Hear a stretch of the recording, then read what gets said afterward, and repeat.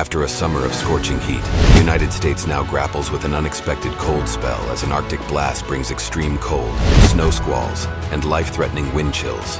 This climatic paradox, shifting from heat to cold, raises questions among climate change skeptics. But scientists stress that cold extremes endure amidst record-breaking global temperatures.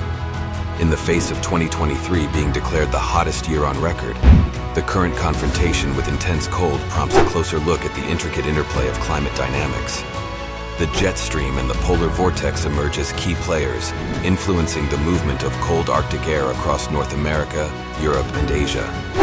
According to Jennifer Francis, a senior scientist at the Woodwell Climate Research Center, the connection between climate change and icy blasts lies in the disruptions of the polar vortex and changes to the jet stream.